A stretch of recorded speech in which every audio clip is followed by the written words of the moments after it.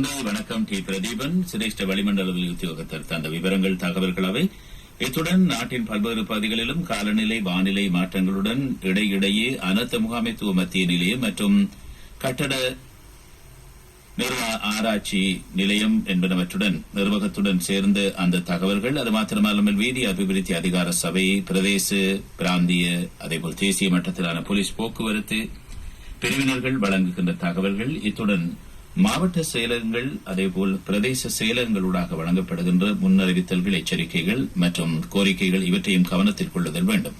இந்த நாட்களிலே நெறிமூல நடவடிக்கைகளின் மூலமான கையடக்க தொலைபேசிகள், திறன்பேசிகளுக்கு தபால் தந்தி தொலைத்தொடர்பு திணைக்களத்துடன் சேர்ந்த பல்வேறு அனாமதேய தகவல்கள் வருகின்றன. மக்களுடைய பணம் சூறையாடப்படுகின்றது.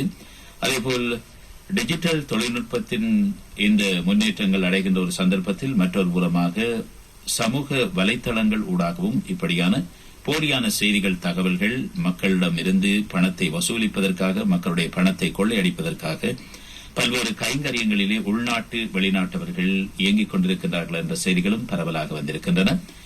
இலங்கை போலீஸ் திணைக்களமும் இது தொடர்பாக அறிவித்திருக்கின்றது. இப்படியான தகவல்கள் வருகின்ற போது அவசரப்படாமல் அந்த செய்திகள், தகவல்களை 4 பேரிடத்தில் கேட்டு அறிந்து அதற்கு ஏற்ப நடந்து கொள்ளுமாறும் நாம் உங்களை நினைவுபடுத்துகின்றோம்.